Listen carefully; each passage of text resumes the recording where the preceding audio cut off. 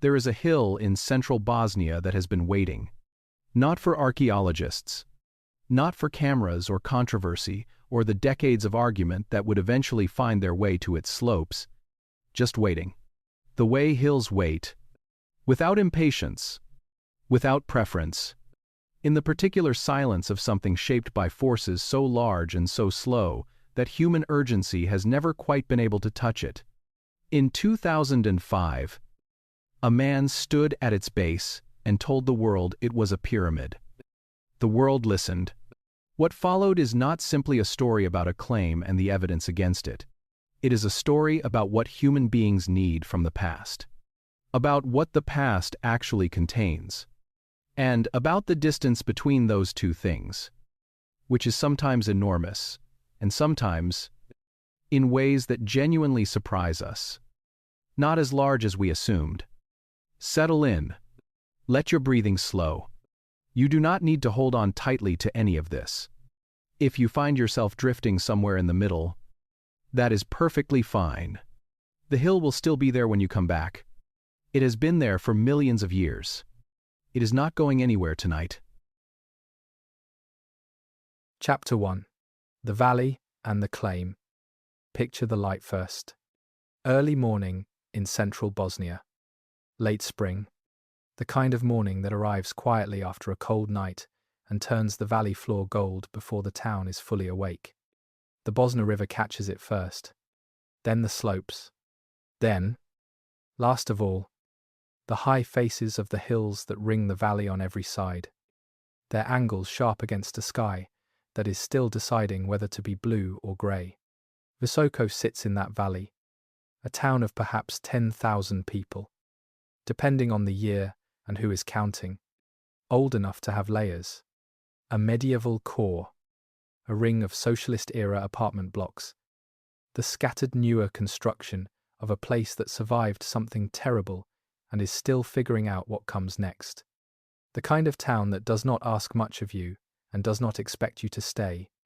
Above it, as it has always been, is the hill. Visočica Hill, 220 meters of forested slopes rising from the valley floor with a regularity that catches your attention the first time you see it and does not entirely release it afterward. Its north face drops at a steep and surprisingly consistent angle.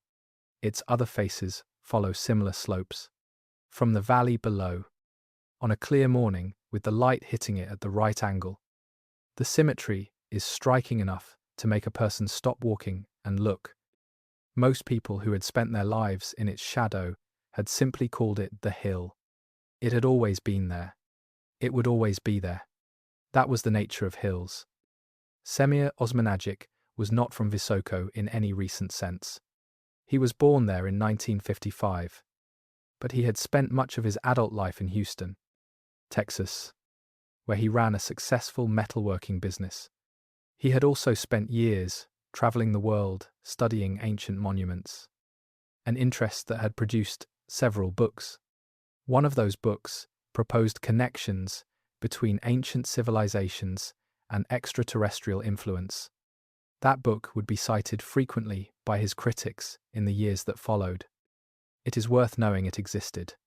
It is also worth knowing that the claims a person makes in one book do not automatically invalidate observations they make later, though they do provide useful context for how those observations should be evaluated. In the spring of 2005, Osmanagic returned to Bosnia and looked up at Visočica Hill. He announced to the Bosnian press that the hill was not a natural formation. He believed it was a pyramid, constructed by an ancient civilization, and that it was the largest pyramid on Earth. He called it the Pyramid of the Sun, borrowing a name from the great monument at Teotihuacan in Mexico. The announcement made the front pages of Bosnian newspapers within days.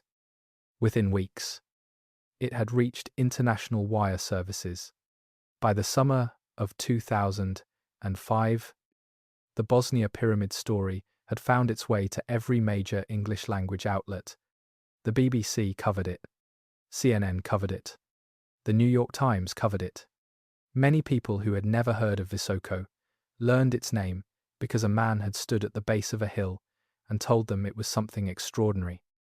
To understand why the story traveled that far, that fast, you have to understand what Bosnia was in 2005. The Bosnian War had ended in 1995 with the Dayton Agreement. The conflict had killed an estimated 100,000 people. It had displaced more than 2 million. It had produced the Srebrenica massacre, the worst act of mass murder on European soil since the Second World War, in which more than 8,000 Bosniak men and boys were killed in a matter of days in July of 1995. The country that emerged from that war was exhausted, divided, and poor. Unemployment was high. The cultural institutions that give a society its sense of itself had been damaged in ways that took years to repair and in some cases never fully healed. A country that has survived that kind of violence does not recover quickly. It recovers slowly, unevenly, with long periods of grief and disorientation in between. And one of the things that helps, not as a substitute for the hard work of rebuilding, but as a kind of sustenance alongside it, is the sense that the place you live in matters, that it has a history worth knowing, that beneath the ordinary surface of the valley you grew up in, there is something remarkable waiting to be found. Osman Agic offered exactly that. He offered a story in which Bosnia was not a small wounded country on the edge of Europe. It was the site of the oldest and largest pyramid on Earth. The civilization that built it predated the Egyptians, the Sumerians, the Greeks. It predated everything, and its heirs were still here, living in the same valley, walking on the same ground, breathing the same air above the same river. That offer was not a small thing. It should not be dismissed as simple gullibility. The people who responded to it were not fools. They were human beings who had been through something terrible and who were being told, for the first time in a long time, that they lived somewhere extraordinary. The Bosnian government responded with enthusiasm. Funding was made available. A foundation was established. Excavations began on the slopes of Visoka Hill. Volunteers came from across Bosnia and from other countries. In the summers that followed, Visoko became a destination. Hotels filled. Restaurants opened. A town that had been quietly struggling found itself, suddenly, at the center of something that felt important. The hill had not changed. What had changed was the story being told about it. And stories, as anyone who has lived through a war will tell you, are not nothing. They are, in some ways, everything. They are the difference between a community that believes it has a future and a community that has stopped believing anything at all. The question that would occupy researchers for years to come was not whether the people of Visoko needed this story. They clearly did. The question was whether the story was true. The answer was already in the rock. It had always been there, patient and legible to anyone who arrived, with the right tools and the willingness to read what the evidence actually showed, rather than what they hoped it would show. We are going to find out what it said. Chapter 2. What the hill actually looks like. Before anything else, feel the scale of deep time. Not human time. Not the time of wars and kingdoms and civilizations rising and falling. The other time. The time underneath all of that. The time in which the rock itself is the protagonist, and everything that lives on it is a brief and temporary arrangement of matter that will be gone long before the rock notices. 4.5 billion years. That is how old the Earth is. The number has no real meaning until you start looking at what that much time produces. Rivers carve canyons a mile deep. Ice sheets grind mountain ranges into plains. Ancient seabeds become hilltops. Hilltops become sediment at the bottom of new seas. The planet reshapes itself. Slowly. Without announcement. According to forces that have no awareness of us and no interest in what we build on their surfaces. The rock beneath Visoka Hill was not always a hill. Picture it as it once was. A shallow ancient sea. Warm and heavy with suspended particles. The kind of sea that existed in this part of the world hundreds of millions of years before any human foot touched the soil above it. Particles of clay and fine sand settling slowly through the water column. Year after year. Millennium after millennium. Accumulating in thin, horizontal layers on the seafloor. Compressing under their own weight into the alternating bands of sandstone and clay that geologists call clastic sediments. Then the seafloor moved. The slow collision of the African and Eurasian tectonic plates. The same forces that built the Alps and the Dinaric mountain ranges along the Adriatic coast. Pushed and folded and tilted those horizontal layers until they stood at an angle to the ground. Then erosion went to work. Rain and wind, and the slow dissolution of rock by slightly acidic groundwater. Working on those tilted layers for millions of additional years. Removing the softer material faster than the harder material. Leaving the more resistant layers standing proud of the surrounding landscape. What you get, at the end of that process, is sometimes a very regular triangular shape. Geologists call this kind of landform a flatiron, named for the old-fashioned clothes-pressing iron. A triangular wedge that these hills resemble when seen from below. Flatirons form when resistant rock layers tilted at an angle are eroded in ways that preferentially remove the softer material, leaving the harder layers exposed as sloping triangular faces. They appear on every continent. The flatirons near Boulder, Colorado are perhaps the most famous examples in the United States. They rise from the base of the Rocky Mountains in a series of dramatic, triangular faces that look, from certain angles, almost architectural. Hikers photograph them. Climbers scale them. No one suggests they were built by human hands, because the geological context makes their natural origin clear to anyone who examines the rock. Similar formations appear in the Atlas Mountains of Morocco, in the Drakensberg of South Africa, in the hill country of central Turkey. The world is full of hills that look, from a distance, like something they are not. Robert Schoch, a geologist and associate professor at Boston University, visited Vysotsika Hill in 2006. It is worth being precise about who Schoch is, because precision matters here. Schoch is not a reflexive defender of mainstream positions. He had previously argued that the Great Sphinx of Egypt showed erosion patterns, suggesting a much older origin than the conventional chronology allows, a position that placed him in direct conflict with mainstream Egyptology. He was not predisposed to dismiss unconventional claims about ancient sites simply because they were unconventional. He looked at Vysotsika Hill and concluded it was a natural geological formation. His assessment was based on the rock itself. The layers of clay and sandstone follow the kind of regular continuous bedding patterns that are the signature of water-deposited sediment. They dip and tilt at angles consistent with tectonic deformation of natural strata. They show no deliberate shaping, no tool marks, no arranged rather than deposited character that you would expect if human beings had worked the rock. Anthony Harding, a prominent European prehistorian and former president of the European Association of Archaeologists, reached the same conclusion through his own examination of the evidence at the site. Now here is the question a careful observer might fairly ask. If natural processes can produce something this regular, this symmetrical, this geometrically consistent, what would a man-made pyramid look like that would be different? How would we tell them apart? It is a genuine question. The answer is that we would expect to find evidence of human activity in the material itself, not just in the shape, tool marks, deliberate cutting, the kind of arranged, non-continuous structure that distinguishes built things from grown things, the physical signatures of construction rather than geology.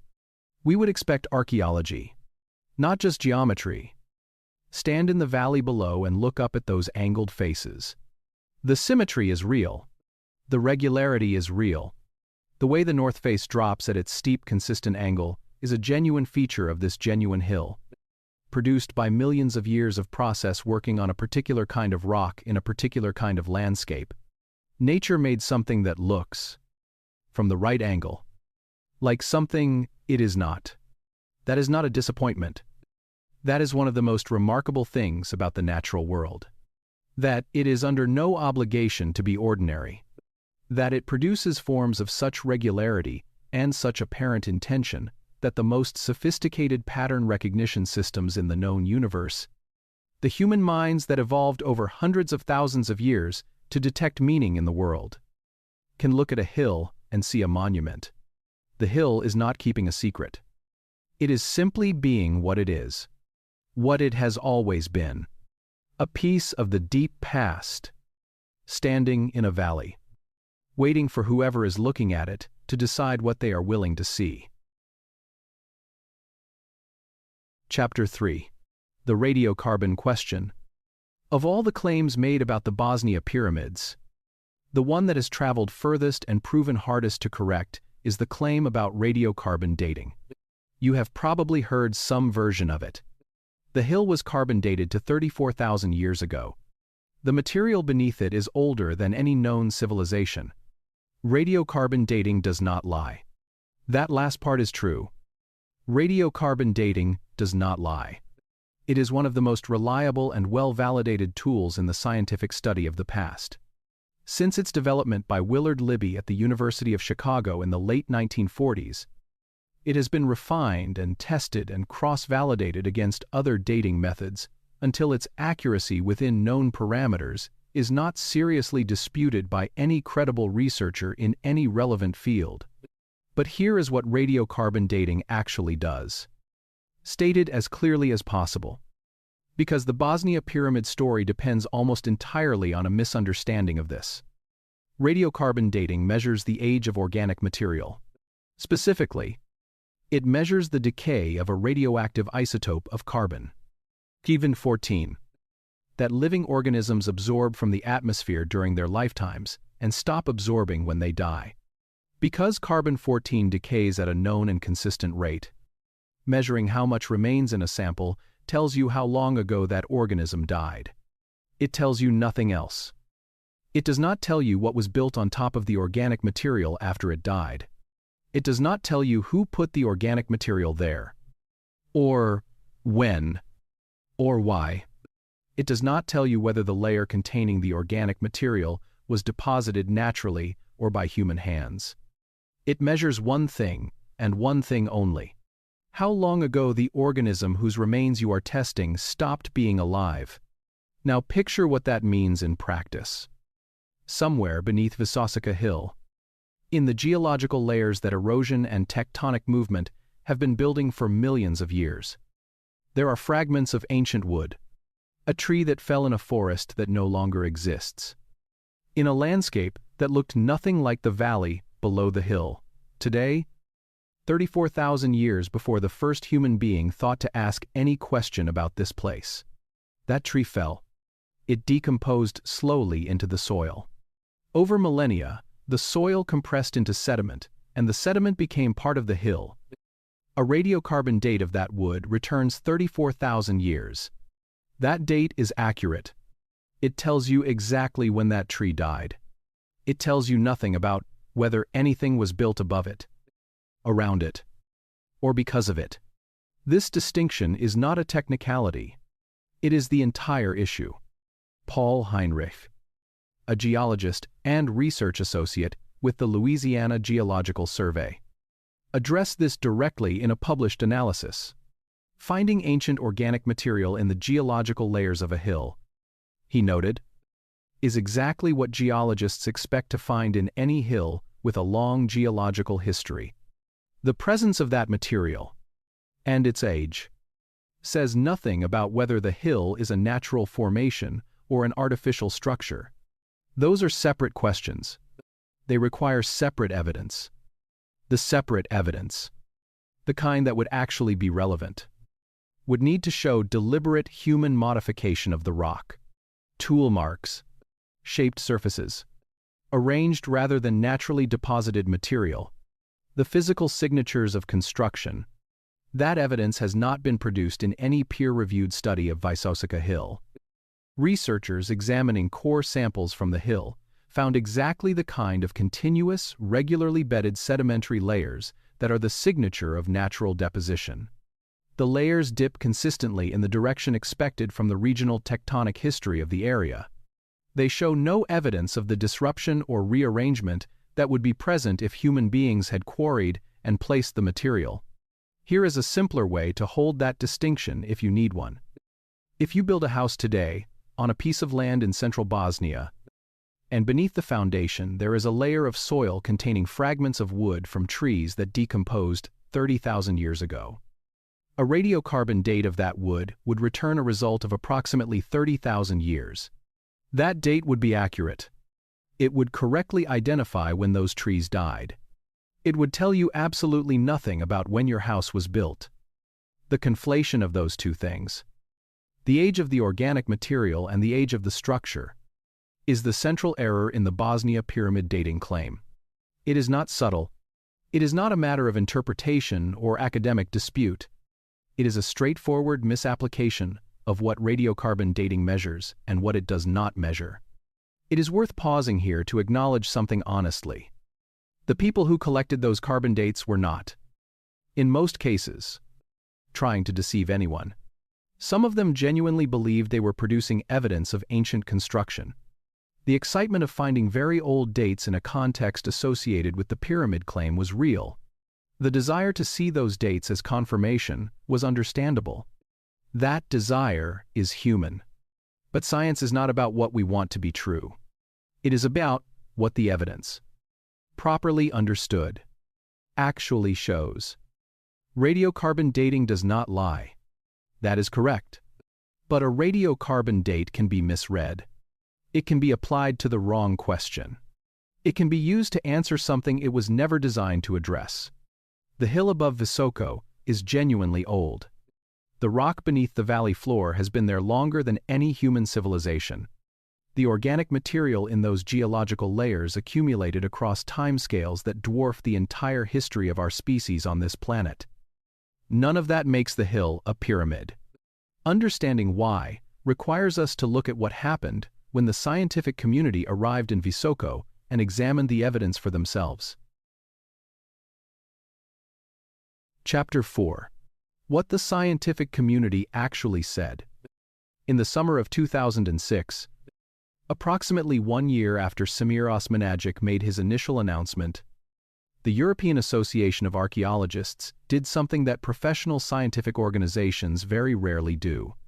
They issued an open letter. The letter was addressed to the High Representative of Bosnia and Herzegovina and to the relevant government ministries. It was signed by the organization's leadership and represented the collective position of one of the largest professional archaeological bodies in Europe. It was not a hedged document. It expressed serious concern that the excavations were causing damage to genuine medieval archaeological remains in the area.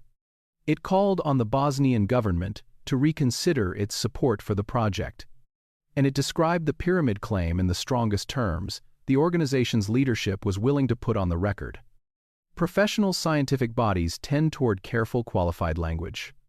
When an organization of professional archaeologists writes in those terms to a national government, it is worth paying attention to why. The why was specific. The medieval town of Visoki, from which modern Visoko takes its name, sat on and around Vysotsika Hill. The hill had genuine archaeological significance as the site of a Bosnian royal court from the 14th and 15th centuries.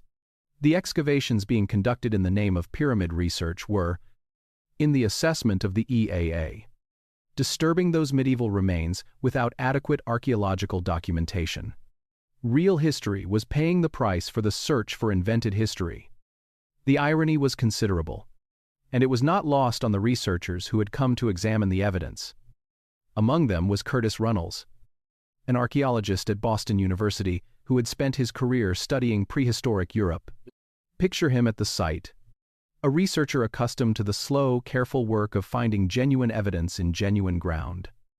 Standing at the base of a hill, whose slopes were being excavated with considerable enthusiasm in the service of a conclusion that had already been announced to the press. Runnels examined the geological and sedimentary record.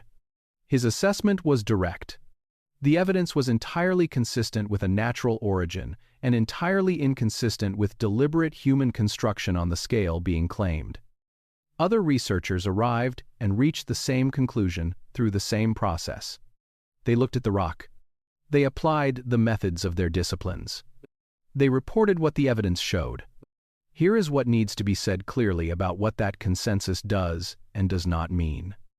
It does not mean that every researcher who ever visited Bosnia agreed on every detail of everything they found. Science does not work that way. Researchers disagree about specifics. They disagree about interpretations of particular finds, about methodology, about the significance of individual pieces of evidence. What they did not disagree about, in any peer-reviewed publication, produced by any credentialed researcher who examined the primary evidence, was the fundamental question. The geological evidence did not support the claim that Visoka Hill was a man-made pyramid. That conclusion was not contested in the peer-reviewed literature. It was the consensus, and it emerged from direct examination of the physical evidence. Some defenders of the pyramid claim have pointed to the Egyptian archaeologist Nabil Sualim as evidence that credentialed researchers were divided on the question. Sualim visited Visoko and expressed a degree of openness to the possibility that the site merited further study. His visit was cited by Osmanagic's Foundation as validation from a mainstream scholar. This requires careful handling. Sualim's openness to further study is not a conclusion that the hill is a pyramid. A willingness to examine evidence is not an endorsement of a claim. A minority of sympathetic voices existed within the broader research community. Those voices did not produce peer-reviewed evidence that overturned the geological and archaeological objections. They did not change what the rock showed. And they did not constitute a genuine scientific debate about the fundamental question. Genuine scientific debate requires evidence on both sides, not just disagreement. The consensus needs to be stated plainly. Visoka Hill is a natural geological formation composed of clastic sediments deposited by water over millions of years and subsequently shaped by tectonic activity and erosion. The carbon dates reflect the age of organic material in those natural geological layers and do not constitute evidence of artificial construction. The surface features of the hill that have been interpreted as evidence of pyramid construction are consistent with natural geological processes and do not require a human explanation.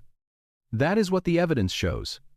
That is what the scientific community said, clearly and consistently. Beginning in 2006. It did not end the story. Stories do not end because the evidence runs against them. Not when the need behind them is strong enough. But it established, firmly, and on the record, what the science actually showed. And then there were the tunnels. Chapter 5. The tunnels beneath, and why they are a separate question. There is a network of tunnels beneath the hills around Visoko. They exist. They are real. You can walk through parts of them today. Osmanagic's Foundation has opened sections of the tunnel system, which they call Ravne, to the public. Thousands of visitors have walked their narrow passages, ducked under their low ceilings, and moved through the particular darkness of underground spaces that have not seen light in a very long time. Say it clearly before anything else. The tunnels exist. That is not in dispute. What is in dispute is what they are.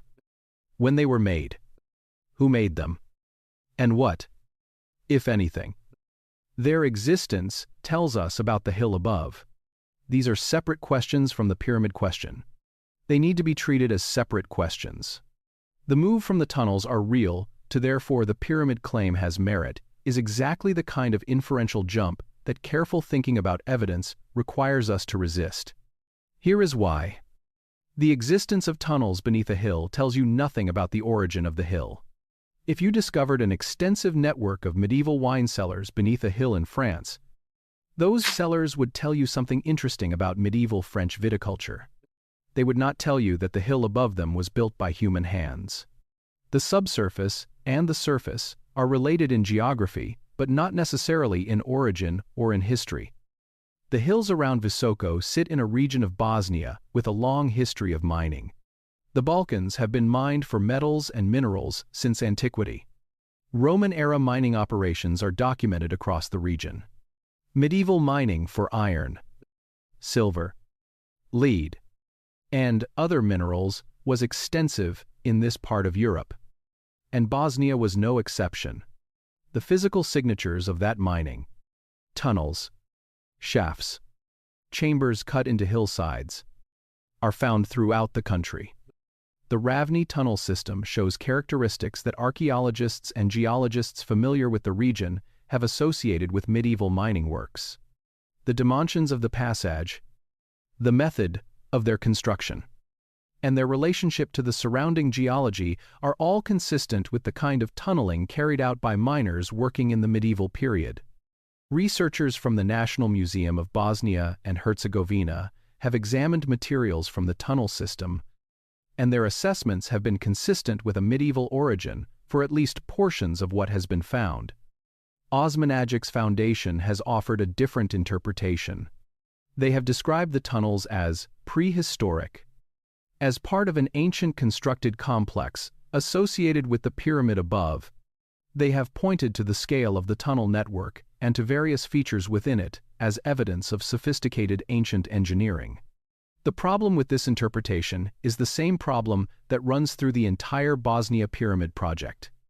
The conclusion was determined before the evidence was gathered.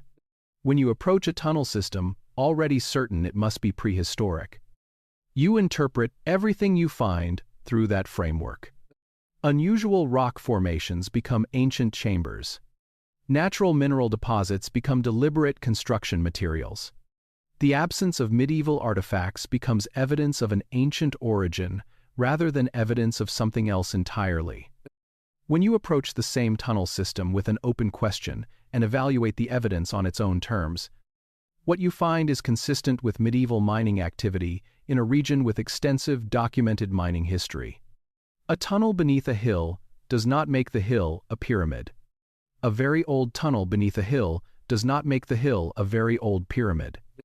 What the Ravne tunnels actually are is a genuinely interesting archaeological question that deserves proper investigation on its own terms, without the weight of the pyramid narrative pressing down on every answer before it has a chance to emerge from the evidence.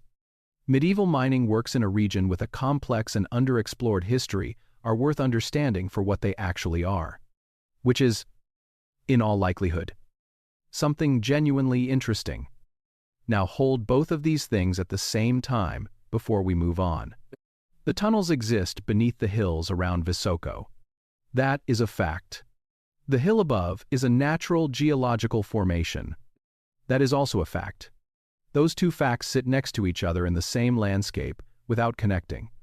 They are related by geography and separated by the evidence. And there is one more thing about the tunnels worth sitting with for a moment, because it is the most human detail in this part of the story. Visitors to the Ravni tunnel system frequently report something unexpected when they walk its passages. A sense of stillness. A quality of quiet that is different from the quiet above ground. Deeper somehow. Older. The consistent, cool temperature. The absence of wind. The particular way sound moves through enclosed underground space. These are genuine features of underground environments that affect human perception in ways that are well documented and not at all mysterious. People feel something real in those tunnels. That feeling is real. It is just not evidence of an ancient pyramid. It is evidence of what it feels like to stand in a quiet underground space and let the surface world, with all its noise and argument and uncertainty, fall away for a moment.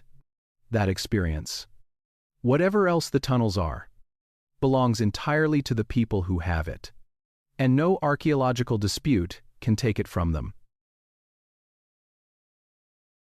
Chapter 6. Why the claim spread. And what that tells us. There is a question that the geological evidence alone cannot answer. If the scientific case against the Bosnia pyramid claim was clear, and it was, if independent researchers from multiple countries reached consistent conclusions relatively quickly, and they did, then why did the claim not simply dissolve the way unsupported claims are supposed to dissolve when confronted with evidence? Why did it spread instead? Why? Nearly 2 decades after Semir Osmanagic first stood at the base of Visoka Hill and made his announcement, does the Bosnia pyramid story still circulate online? Still attract visitors to Visoko? Still generate heated arguments between people who feel, with genuine conviction, that something important is being suppressed? The answer to that question is not about Bosnia. It is about us. Human beings are pattern recognition machines. This is not a metaphor. It is a description of one of the most fundamental features of how our minds process the world. We evolved in an environment where the ability to detect meaningful patterns in sensory data was the difference between eating and being eaten, between finding shelter and dying of exposure, between recognizing a friend and failing to identify a threat until it was too late. That ability saved our ancestors' lives. Over and over. Across hundreds of thousands of years, it is so deeply embedded in how we perceive the world that we cannot turn it off. We see faces in clouds. We hear voices in static. We find patterns in random sequences of numbers. We impose narrative structure on collections of events that have no inherent connection to each other. Psychologists call the tendency to perceive meaningful patterns in random or ambiguous data apophenia. It is not a pathology. It is a feature of normal human cognition, operating in territory where the signal-to-noise problem is genuinely difficult. The same mental process that lets you recognize a friend's face across a crowded room, that lets you hear your name spoken through background noise, that lets you read another person's emotional state from the smallest shift in their expression. That same process also sees pyramids in hills. Visoka Hill is a genuinely ambiguous visual stimulus. From certain angles, in certain light, it looks like something built rather than grown. That perception is not irrational. It is the normal output of a visual system encountering a natural form that happens to fall within the parameters of a shape the brain associates with human construction. The problem is not the initial perception. The problem is what happens next. For most people, the initial perception gets corrected by additional information. You look more carefully. You consider the geological context. You learn that this type of sedimentary rock in this type of landscape produces regular triangular shapes through natural erosion. The pattern recognition system updates, and you conclude that the hill is a hill. But sometimes, the initial perception gets locked in place by something stronger than additional information. By an emotional need, by a social identity, by a story that connects the pattern you perceive to something larger and more meaningful than a geological formation. When that happens, additional information does not correct the perception. It gets filtered through the prior conclusion. Evidence against the claim becomes, within that framework, evidence of a conspiracy to suppress the claim. Researchers who point to the geology become, in that reading, defenders of an establishment that cannot afford to admit the truth. It is worth being careful here about something important. That description applies to motivated reasoning, not to all skepticism of mainstream conclusions. The two can look similar from the outside, but they are fundamentally different. Legitimate skepticism follows the evidence wherever it leads, even when that means revising a prior position. Motivated reasoning protects a conclusion from evidence that threatens it. The difference lies not in the conclusion, but in the relationship between the person and the evidence. In the Bosnia case, what we see in the peer-reviewed literature is not a community of independent researchers being suppressed by an establishment protecting its assumptions. It is a community of independent researchers. from multiple countries and multiple disciplines, reaching the same conclusions from the same evidence, using the same methods. That is what genuine consensus looks like. Now, sit with a different question for a moment. Why do we want a deeper past so badly? The desire for a history that extends further back than the textbooks allow, for a civilization that predates the ones we know about, for a lost world of ancient wisdom that was somehow taken from us. This desire is not a modern invention. It is as old as recorded thought. Every major tradition includes accounts of a time before recorded time, a period of greater knowledge or closer connection to something sacred that was somehow lost. That desire reflects something genuine about the human situation. We know, in some inarticulate way, that the written record does not capture everything that happened. We know that there are vast stretches of human experience that have been lost to time. We know that the story we have been told about the past is incomplete. And sometimes that intuition is correct. Göbekli Tepe in southeastern Turkey was built approximately 12,000 years ago by people who had not yet developed agriculture, had not yet domesticated animals, had not yet invented writing or pottery. It features massive carved stone pillars arranged in elaborate enclosures, decorated with detailed animal reliefs, organized, according to what researchers describe as sophisticated planning and symbolic design that speaks of an organized communal effort far beyond what anyone previously imagined, hunter-gatherers capable of. It was built by hunter-gatherers. That conclusion, reached through careful excavation and rigorous peer-reviewed analysis conducted by Klaus Schmidt of the German Archaeological Institute over 2 decades of painstaking work, changed the way archaeologists think about early human societies. It suggested that the capacity for organized collective action, for sustained communal projects, for the kind of coordination that large construction requires, may be far older than the agricultural revolution we long assumed was its precondition. Göbekli Tepe is real. It is documented. It has survived every scrutiny applied to it. And it is genuinely more surprising than the Bosnia pyramid claim. A 12,000-year-old ceremonial complex built by hunter-gatherers before the invention of agriculture does not need embellishment. The real story is already strange enough, already remarkable enough, already resistant enough to our comfortable assumptions that it does not require anything invented to make it more so.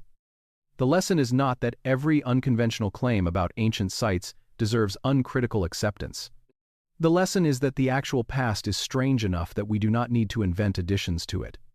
Bosnia does not need a pyramid to be extraordinary. The Visoko Valley has genuine medieval history. Bosnia has a complex and in many ways underexplored archaeological record that extends from the Paleolithic through the Ottoman period. The country that emerged from the devastation of the 1990s has real stories to tell about real people who lived in this landscape across a very long time. Those stories do not require a pyramid. They require the patient, careful, properly resourced work of researchers willing to follow the evidence wherever it actually leads. The hunger for a deeper past is real. That hunger is part of what makes us human. The question is whether we feed it with what the evidence actually shows, or with what we need to be true. Those are not always the same thing, and the distance between them is where the Bosnia pyramid story lives. Chapter 7. When mainstream archaeology got it wrong. There is a version of this story that ends cleanly. Scientific consensus vindicated. Pyramid claim refuted. Everyone goes home satisfied that the system worked the way it was supposed to work. That version is incomplete.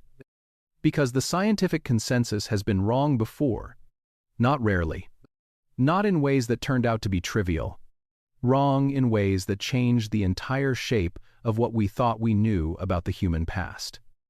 And being honest about that, sitting with it seriously, rather than treating it as an embarrassing footnote, is part of what it means to take evidence seriously. Consider Tom Dillehay.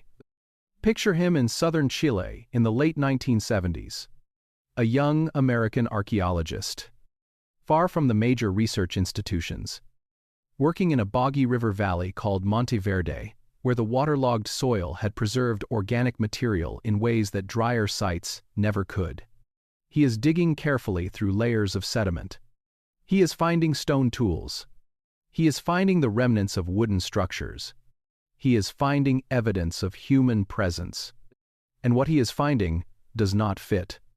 For most of the 20th century, the enforced consensus in American archaeology held that the first humans to reach the Americas arrived approximately 13,000 years ago, crossing a land bridge between Siberia and Alaska and moving southward as the glaciers retreated.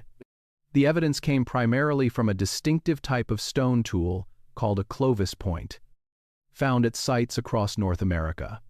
The model was called Clovis first. It was not merely a working hypothesis. It was, for decades, the enforced consensus.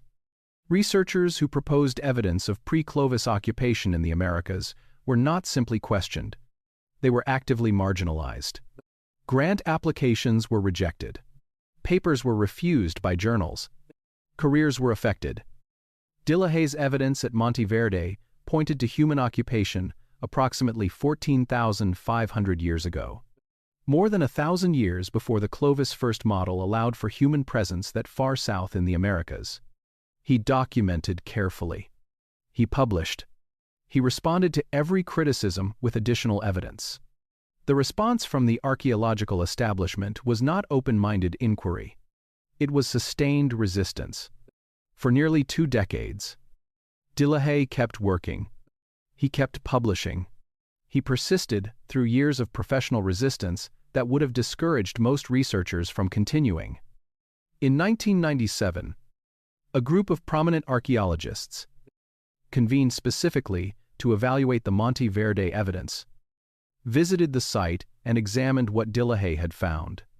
Their conclusion, published in a widely read assessment, was that the site was genuine, that the evidence for pre-Clovis occupation was solid, and that the Clovis first model needed to be revised. The consensus changed. Not immediately, not without continued resistance from some quarters, but it changed, because the evidence demanded that it change, and because the mechanism for correcting the consensus, careful evidence gathering and honest peer review, eventually worked the way it was supposed to work. Now, consider Klaus Schmidt. Picture him differently from De la Haye. Not a young researcher in a boggy valley, but a methodical and deeply experienced German archaeologist, arriving at a rocky hilltop in southeastern Turkey in 1994. Arriving at a site that a survey team had assessed briefly in 1963 and moved on from without deeper investigation, 30 years of accumulated assumptions sitting over something that no one had thought to look at carefully. Schmidt looked carefully. What was protruding from the ground was not medieval.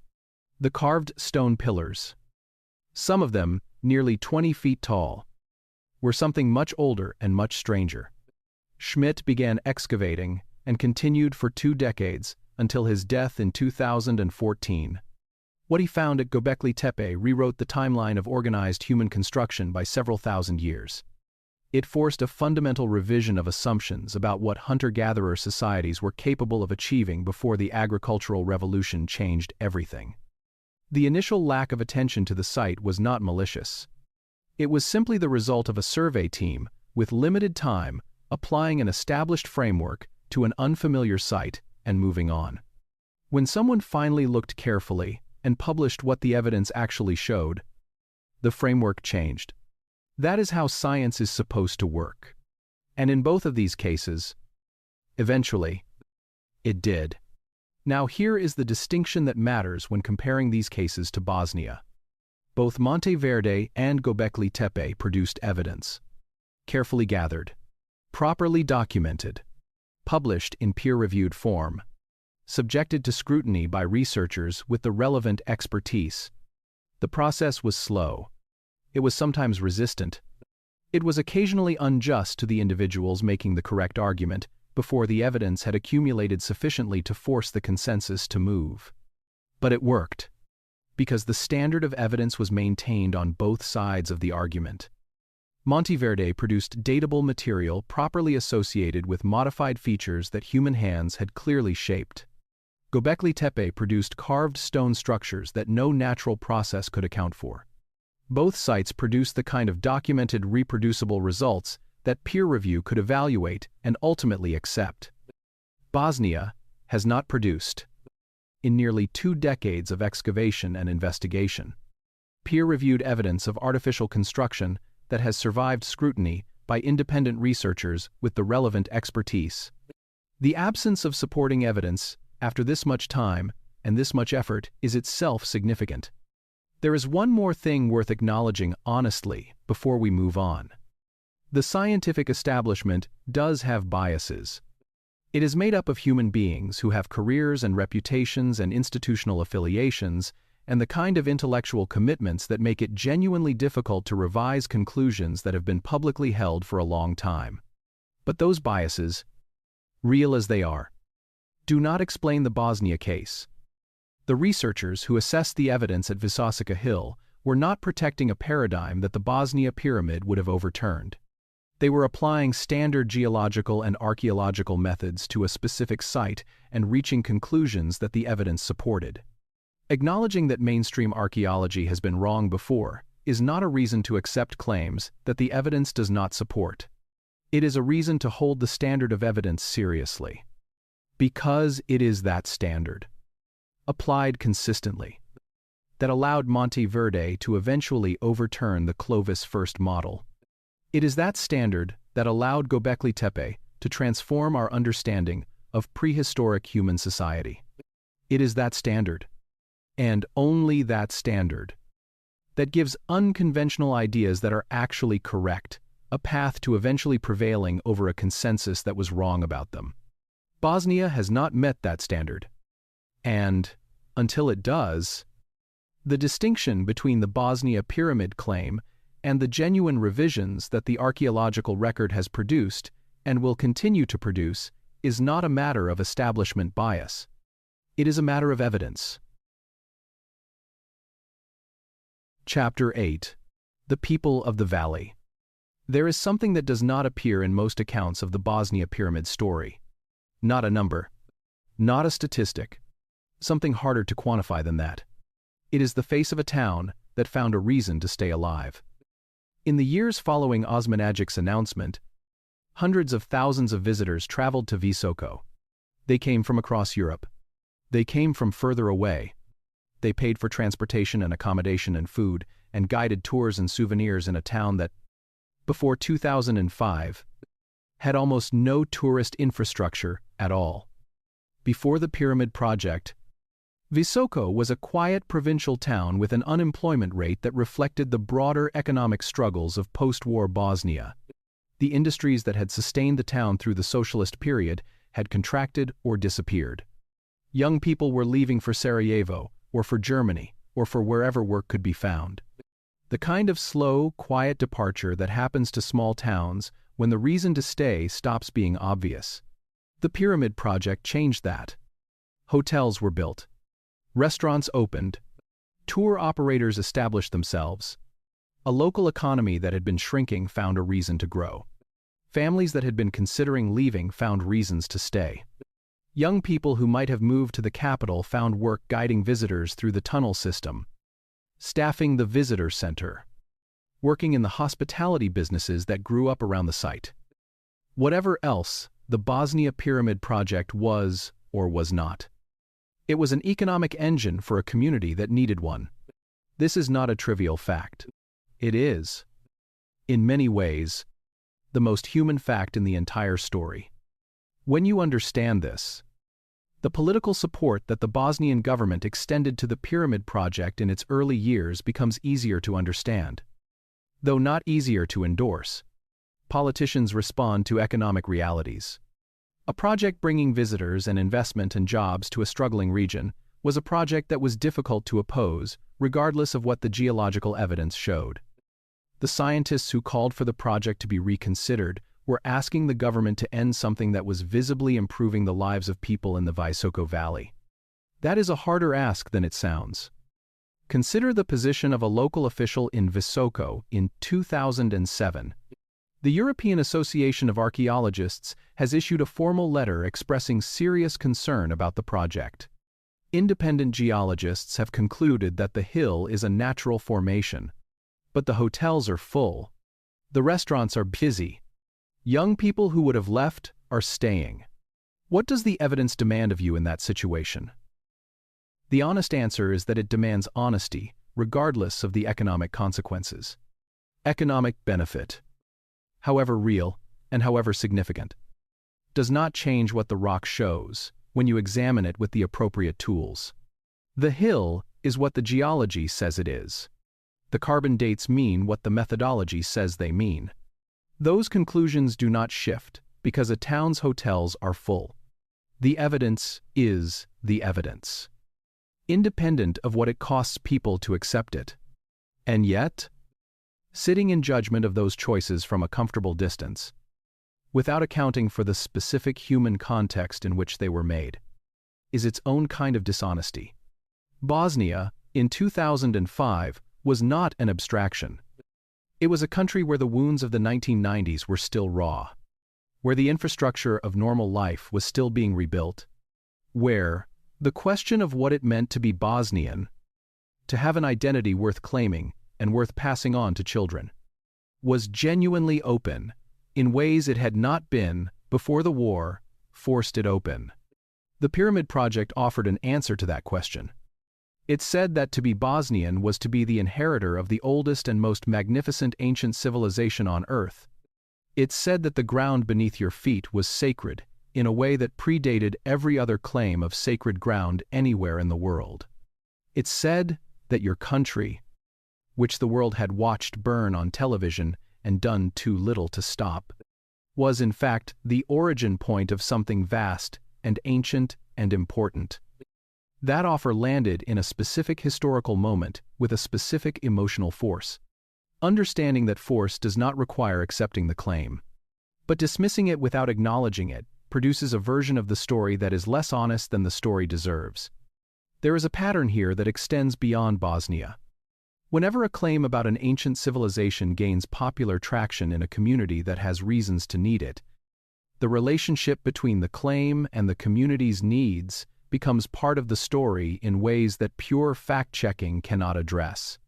The claim is not just a proposition to be evaluated against evidence. It is a story that the community has incorporated into its sense of itself. Challenging the claim feels, to those who have incorporated it, like an attack on the community rather than a correction of the evidence. This dynamic makes honest inquiry genuinely difficult. One of the consequences is that the legitimate archaeological heritage of the Visoko Valley has been overshadowed and, in some cases, physically compromised by the Pyramid Project. The medieval remains on Visoko Hill, the Roman-era evidence in the surrounding area, the prehistoric material that a properly conducted survey of the region might reveal, resources that could have funded genuine investigation of genuine history, went toward maintaining a narrative that the evidence does not support. That is a real cost. It is paid not by the tourists or by the foundation, but by the history itself, which receives less careful attention than it deserves because the world's attention has been directed toward a claim rather than toward what is actually there. The valley is real. The people are real. Their need for a story was real. And the history waiting beneath all of this, the history that no one is currently looking for, because everyone is arguing about pyramids. That history is real too, even if it is not the history being claimed. Chapter 9. The question. Beneath the question. There is a temptation, at this point in any story about a contested claim, to deliver a verdict. To say, the pyramid is real. Here is the proof. Or to say the pyramid is a hoax. Case closed. Move on. Resist both. The claim that Visoko Hill is a man-made pyramid has not been supported by peer-reviewed archaeological or geological evidence in nearly 2 decades of investigation. The geological evidence consistently supports a natural origin. The carbon dates reflect the age of organic material in natural geological layers, not the age of a constructed monument. The tunnel system beneath the surrounding hills is consistent with medieval mining activity in a region with extensive documented mining history. That is what we know. What remains open is a different and more interesting question. The Visoko Valley has not been studied as comprehensively as better-funded regions of Europe. Bosnia has a rich and layered history. Bronze Age remains. Iron Age remains. Extensive Roman-era evidence, and medieval traditions of genuine complexity and richness that have not received the systematic archaeological attention they deserve. A country that spent the 1990s being destroyed and the 2000s being rebuilt has not had the institutional stability or the financial resources to conduct the kind of comprehensive survey that its history warrants. What might a properly resourced, properly conducted investigation of this valley actually find? We do not know. That is the honest answer. We do not know because the investigation has not been done. What we can say, based on the documented history of the region and the general principle that landscapes with long human occupation tend to contain more than has been formally identified, is that the answer is probably not nothing. Consider the medieval Stechi tradition, often associated in popular memory with Bosnia's religious complexity. Thousands of elaborately carved stone grave markers scattered across the hillsides of this country, each one shaped by a specific hand, in a specific year, to mark a specific life. The symbols carved into them, spirals and hunting scenes and figures with raised arms, encode a visual language that researchers are still working to fully understand. Each one is a small mystery. Collectively, they represent a cultural tradition of genuine originality and genuine beauty. Recognized as a UNESCO World Heritage Site in 2016, that deserves more resources and more patient, careful work than it has received. That is the real archaeological heritage of this valley. End quote. Not a pyramid. Not an ancient civilization that predates everything else. A real history, complex and layered, and in many of its details still waiting to be properly understood. And here is the question that the Bosnia pyramid story accidentally asks. The question beneath the question. The one worth carrying forward long after the controversy has faded. What are we missing? Not in Visoko specifically. Everywhere. In the landscapes we have not yet looked at carefully. In the hillsides that have not yet been properly surveyed. In the valleys where the evidence of human presence is sitting in the ground, patient and intact, waiting for someone to arrive with the right tools and the right questions and the willingness to follow the evidence wherever it actually leads. The pyramid is not there. But something is, and finding out what that something actually is would be, in every way that matters, more interesting than any pyramid could ever be. Chapter 10. The hill is still there. Go to Visoko. Not tonight. Not in any literal sense. But follow the thought there. Because it is worth ending in a specific place rather than dissolving into abstraction. The hill is still there. Visoko Hill has not gone anywhere. It rises 220 meters above the valley floor, exactly as it always has. As it was doing before, any human being stood at its base and looked up and wondered what it was. The sedimentary rock that composes it was deposited by ancient water systems and shaped by tectonic forces across timescales that make the entire history of our species look like a brief interruption in a much longer story. It was doing this before the first human being arrived in this valley. It will be doing it long after the last human being leaves. The hill does not care what we call it. It does not care whether we call it Visoko, a natural geological formation produced by the differential erosion of tilted sedimentary strata, or whether we call it the Pyramid of the Sun, the largest ancient monument on Earth. It rises from the valley floor, in either case. Its faces slope at their particular angles in either case. The river runs past its base in either case. What changes is not the hill. What changes is what we are willing to see when we look at it. Stand in the valley below on a clear morning and look up at those angled faces. The symmetry is real. The regularity is real. The way the north face drops at its steep, consistent angle is a genuine feature of this genuine hill. Produced by millions of years of geological process, working on a particular kind of rock in a particular kind of landscape. Nature made something that looks, from the right angle, like something it is not. That is not a disappointment. That is one of the most remarkable things about the natural world. That it is under no obligation to be ordinary. That it produces forms of such regularity and such apparent intention that the most sophisticated pattern recognition systems in the known universe, the human minds that evolved over hundreds of thousands of years to detect meaning in the world, can look at a hill and see a monument. The hill earned that perception, not by being a pyramid, by being itself, completely and without compromise, across an enormous span of time. The instinct that made Samir Osmanagic look at a hill and see a pyramid is not a defect in human cognition. It is cognition operating exactly as it was designed to operate, reaching for meaning in a world full of forms that invite interpretation.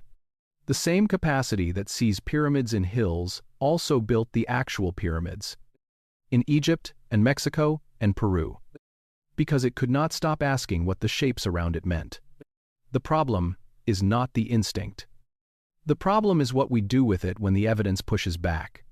The evidence pushed back in Bosnia, clearly, consistently, from multiple directions and multiple disciplines over nearly 2 decades. The geological evidence pushed back.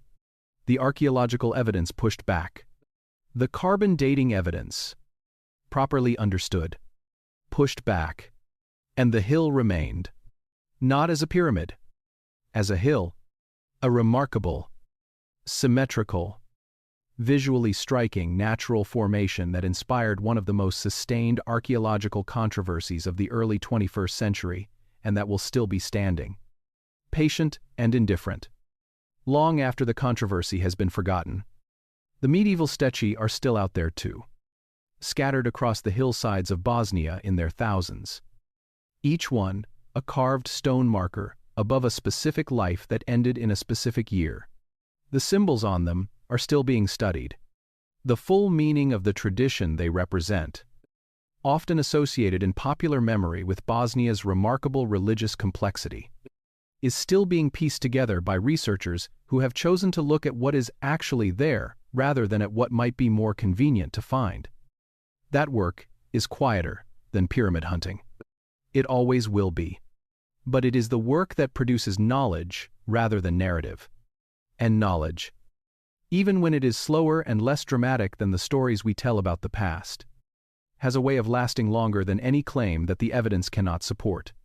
The people of Visoko are still there too, living in the shadow of the hill, carrying the specific resilience of a community that survived a war and found, in an unlikely story, something that kept it together through years when keeping together was not easy. That resilience is real. It does not require a pyramid to be remarkable.